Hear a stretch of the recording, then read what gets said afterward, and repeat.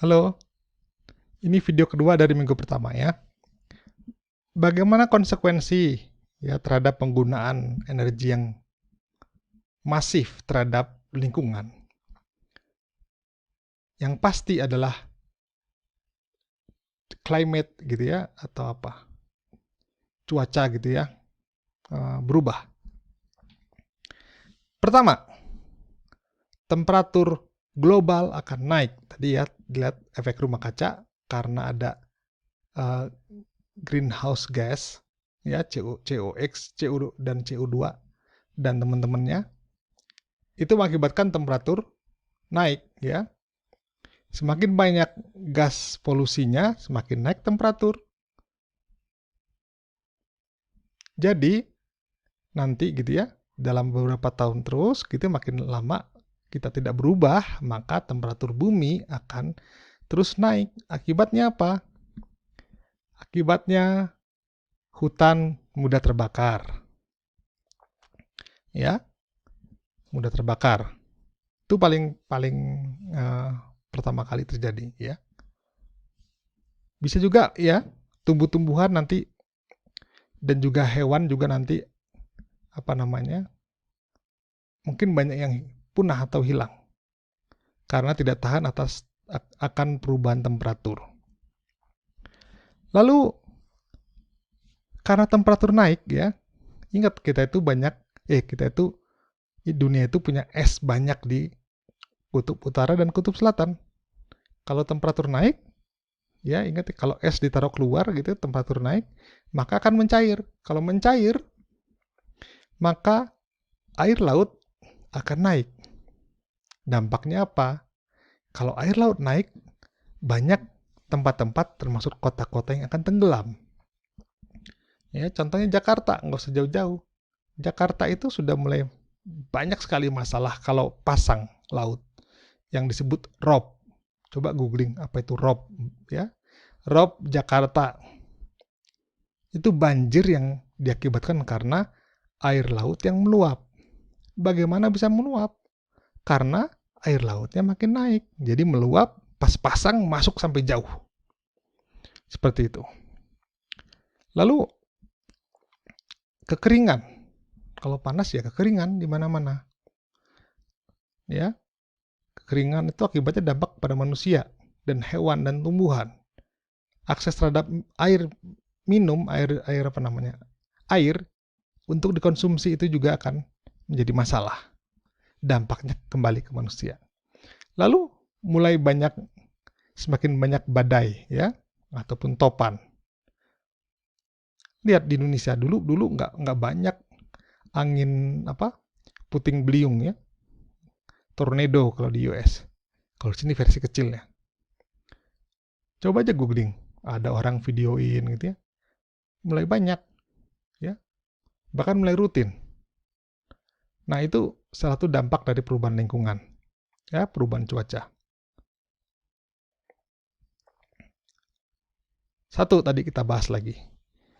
Temperatur global naik. Kalau 1 derajat saja naik, apa yang terjadi? Lihat, Kilimanjaro itu gunung di Afrika ya, sangat tinggi dan ada es seperti Gunung Jayawijaya di Indonesia.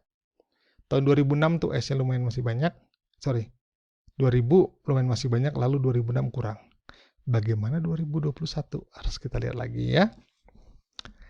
Ini sungai Amazon juga banyak kering, ikan-ikan pada mati itu. Ya. Kalau temperatur naik lagi 2 derajat, laut akan jadi panas. Ya, maksudnya lebih hangat, warm ya. Apa yang terjadi kalau makin hangat? Mungkin banyak hewan-hewan di sana yang ekosistemnya nggak cocok. Ikan, ya, jenis-jenis macam-macam. Dan juga terutama karang. Ya, terumbu-terumbu, lihat. Terumbu-terumbu itu harusnya kalau kamu ya main-main gitu ya ke laut lalu snorkeling, nanti lihat ke bawah, wah, menakjubkan. Bisa ke Belitung, bisa ke Lampung ya, yang baru itu bisa lihat apa namanya? Karang ya, luar biasa dengan ikan-ikannya ya, ikan-ikan itu luar biasa, seperti kita kayak di akuarium besar. Nah, kalau misalkan karang tersebut bukan, ya namanya karang ya, terumbu lah, bukan karang, orang bilang terumbu karang, terumbu ya, tempat hewan-hewan hidup itu mengalami panas naik 2 derajat, maka dia akan menjadi putih ya, mengapur, bleach. Kalau mau tahu gimana, datang itu Pangandaran ya. Pangandaran daerah yang dibilang pasir putih itu, yang nyebrang naik perahu itu, lihat dulu itu situ banyak apa namanya koral apa sih, terumbu karang dulu banget ya, tapi udah putih semua ya. Kayaknya bagus putih, tapi kalau orang nggak ngerti, putih-putih. Tapi kalau lihat yang aslinya, yang masih sehat, warna hijau, wah luar biasa ya. Nah, selain itu juga macam-macam banyak ya. Beruang kutub bingung di mana tinggalnya karena kutub sudah hangat ya. Kesulitan air bersih dan lain-lain. Kalau naik 3 derajat Celcius, badai makin banyak, Katrina ya. Dampaknya akan menjadi luar biasa. Banjir di mana-mana. Nih, kekeringan itu mengakibatkan ini ada bagian hutan Amazon yang saking panasnya terbakar, lalu tumbuhan nggak bisa hidup lagi ya, jadi kering. Nanti kalau nggak diurusin bisa menjadi gurun seperti yang terjadi di Timur Tengah.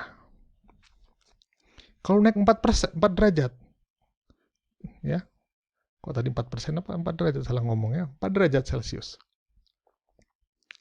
Semakin parah, semakin luas gurun pasir ya, akibatnya semakin banyak habitat yang susah, yang sukar untuk ditinggali. Lalu metan, kayak LPG gitu ya, metan, propen, LPG kan propen, mudah terbakar, itu akan dikeluarkan di Siberian, permafrost. Di Siberian itu ada keluar metan, nah itu akan makin cepat keluarnya kalau makin panas. Apa akibatnya? Kembali lagi polusi. Semakin panas lagi bumi. Kalau 5 derajat Celcius, wah semakin hutan akan bisa hilang, terumbu karang juga hilang ya. Indonesia disebut akan nggak lama lagi kalau nggak diperbaiki, terumbu karang Indonesia bisa hilang juga.